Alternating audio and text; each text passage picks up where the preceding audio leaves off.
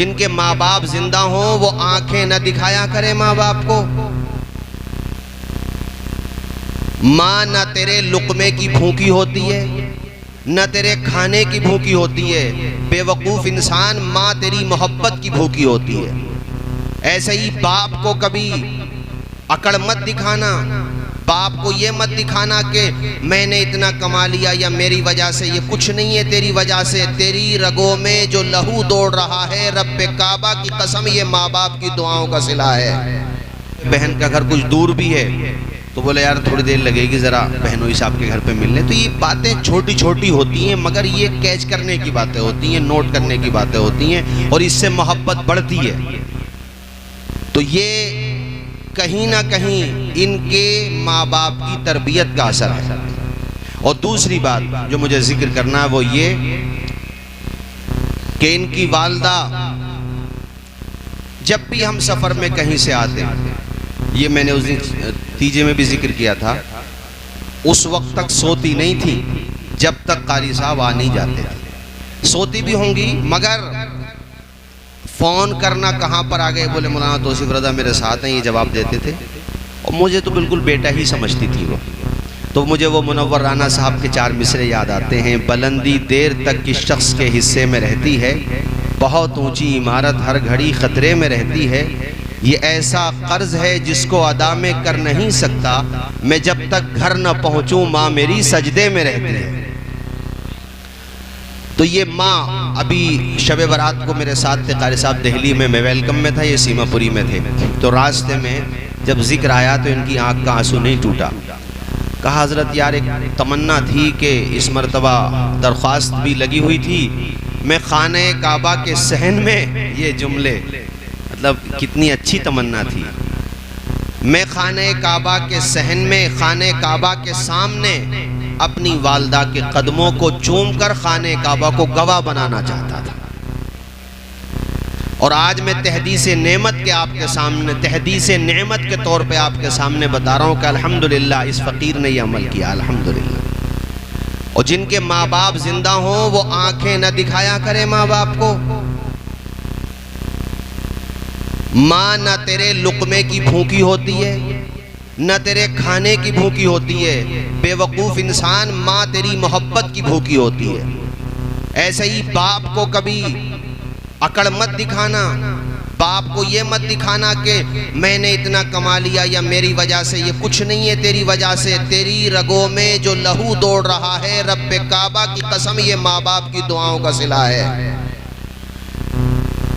نئے کپڑوں میں تجھے دیکھ کر خود پرانے کپڑے پہننے کے بعد جو ہستی مسکراتی ہے اسے ماں باپ کہتے ہیں۔ پھٹے ہوئے بنیان میں، نوشائی صاحب پھٹے ہوئے بنیان میں رہ کر اپنے بچوں کے ہاتھوں میں جو قلم دینے کا جذبہ رکھتی ہے اس ہستی کو ماں باپ کہتے ہیں۔ کبھی بھی ماں باپ کے حوالے سے بدگمانی مت کرنا۔ ماں باپ، قرآن پاک میں اللہ پاک نے اپنی عبادت کے بعد جس چیز کا تذکرہ کیا ہے وہ ماں باپ کے ساتھ حسن سلوک ہے۔ اتنی بڑی چیز ہے ماں باپ۔ قاری صاحب پورے رستے، بلکہ یہاں جویا کے بعد ذکر شروع ہوا تو خانپور تک، اور پھر ماشاءاللہ ہم آئے تو فجر کی نماز تو جویا میں ہی پڑھی تھی۔ بتایا پورے خانپور میں ایسا رواج پہلے بھی تھا ماشاءاللہ، مگر اب اور زیادہ ہو گیا کہ لوگ اپنے ماں باپ کی قبروں کی زیارت کرتے ہیں۔ اور ایک بات اور نوٹ کرنے کی ہے، بچوں کو قرآن ضرور پڑھانا، ورنہ قبروں پہ فاتحہ پڑھنے نہیں جائیں گے۔ یہ دولت کمانے کی مشین ہی اگر بناؤ گے، پڑھاؤ گے نہیں انہیں، تو تمہاری قبروں کے نشانات بھول جائیں گے پوتی پوتا تمہارے۔ بیٹوں کو تو یاد رہے گا، پوتی پوتوں کو یاد نہیں رہے گا۔ پوتی پوتوں کب یاد رہے گا؟ جب بیٹوں کو یاد رہے گا۔ مجھے خوشی یہ ہے کہ قاری صاحب تو ہیں ہی، مگر ان کے اور بھائی بھی، گھر کی تربیت کا اثر ہے، اور بھائی بھی اپنی والدہ کی قبر پہ پابندی سے فاتحہ پڑھتے ہیں، پابندی سے قرآن شریف پڑھتے ہیں، اصالہ ثواب کر رہے ہیں۔ یہ کتنی اچھی بات ہے۔ اور ہمارے قاری صاحب، اب تو خیر ان کی والدہ دنیا میں نہیں رہی، جب باقید حیات تھیں تب بھی میں نے کہیں پورے بھارت میں تقریر کی اور یہ اسٹیج پہ ہوئے ماں باپ کا ذکر کیا تو ان کی آنکھیں بھیگنا ہی تھیں۔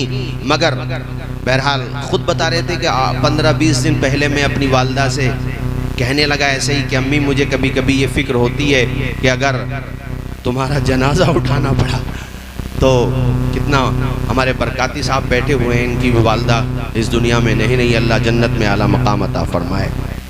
یہ ماں باپ، اس سے بڑی دولت دنیا میں کچھ نہیں ہے میرے دوستو۔ بس ایک واقعہ سنا دوں چونکہ ٹائم بھی کم ہے، اور پھر مفتی اعظم سنبل تشریف فرما ہے، ان کے مبارک کلمات بھی ہونا ہے، اور ماشاءاللہ انہوں نے ایصال ثواب کے لیے روح منبر کے نام سے کتاب، اس کا تعارف تو ہو ہی گیا، مگر میں چند باتیں اور بتا دوں۔ بس یہ واقعہ، یہ علامہ جلال الدین سیوطی المتوفیٰ 911 ہجری اپنی کتاب شرح الصدور میں لے کر کے آئے ہیں۔ واقعہ یہ ہے کہ ایک نوجوان لڑکا تھا، اس کا نام تھا عثمان بن ثورہ، بہت اپنی ماں کی فرما برداری کرتا تھا، بہت فرما بردار تھا۔ ظاہر ہے سب نافرمان تھوڑی نہیں ہوتے ہیں، آج بھی فرما بردار بھی ہیں بھائی، سبھی طرح کے ہیں۔ تو اس کی ماں کا انتقال ہو گیا۔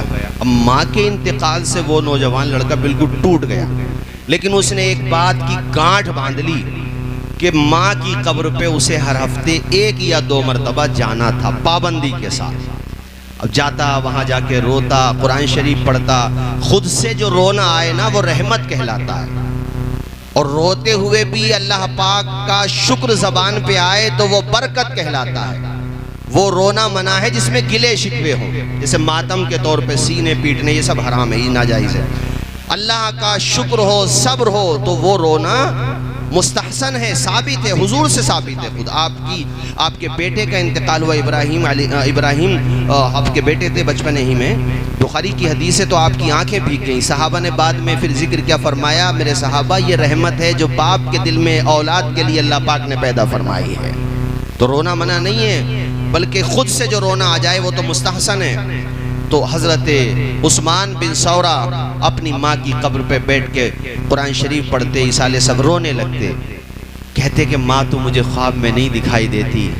ایک دن دیکھو اللہ کا کرم، بنجر زمین پہ نور کی برسات ہو گئی، خواب میں ماں سے ملاقات ہو گئی، سبحان اللہ۔ وہ خود فرماتے کہ میں نے اپنی ماں کو، الفاظ یہ ہیں، استبرق و سندس، زبرجد و یاقوت کے تخت نورانی پہ دیکھا، اور ماں بہت خوش ہے، چاروں طرف انوار و تجلیات کی برسات ہو رہی ہے، رحمتیں برس رہی ہیں۔ ماں کو اس حالت میں دیکھ کے عثمان کہتے میرا دل باغ باغ ہو گیا۔ اتنے زمانے کے بعد ماں کا چہرہ دیکھا، کہتے میں خود کو روک نہیں پایا، ماں کے قدموں سے چمٹ گیا، ماں سے چمٹ کے رونے لگا۔ وہ کہا ماں تو گھر سے کیا گئی، گھر سے باہریں چلی گئی، ماں تیرے قدم گھر سے کیا گئے، گھر کاٹنے کو دوڑتا ہے، گھر میں جب تک تو تھی ماں سب کچھ تھا، اب گھر میں تو نہیں ہے۔ فرما بردار اولاد ایسی ہی ہوتی ہے، سنگ مرمر بھی گھر میں لگا لے اور ماں باپ نہ ہو تو بتاؤ وہ سنگ مرمر کا کیا کرے گا۔ اور خدائی قسم ٹوٹا ہوا چھپڑ ہو، ٹوٹی ہوئی دیواریں ہوں، اور گھر میں ماں کا پیار ہو، اللہ کی عزت کی قسم وہ گھر گھر نہیں ہے بلکہ جنت کا باغ ہے۔ وہ گھر، جس گھر میں ماں ہے وہ گھر جنت کا باغ ہے، جس گھر میں باپ ہے وہ گھر جنت کا نمونہ ہے۔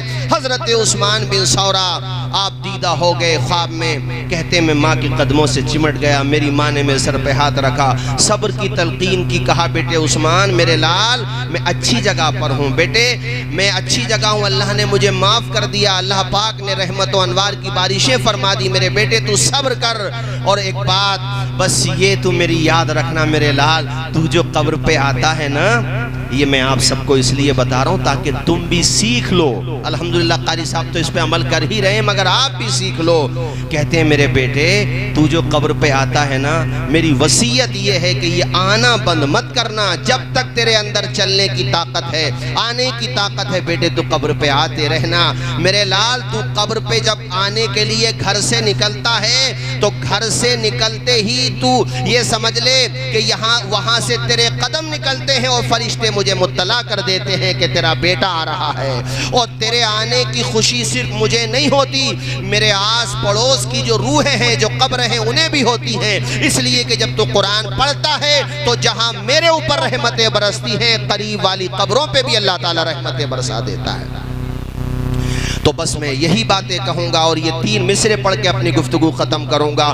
پیاری ماں مجھے کو تیری دعا چاہیے، تیرے آنچل کی ٹھنڈی ہوا چاہیے، لوری گا گا کے مجھ کو سلاتی ہے تو وہ قاری صاحب کے لیے اس طرح سے پڑھا جائے گا، لوری گا گا کے مجھ کو سلاتی تھی تو مسکرا کے سویرے جگاتی تھی تو مجھ کو اس کے سوا اور کیا چاہیے۔ پڑھیے سارے لوگ، پیاری ماں مجھ کو تیری دعا چاہیے، تیری خدمت سے دنیا میں عزت میری، تیرے قدموں کے نیچے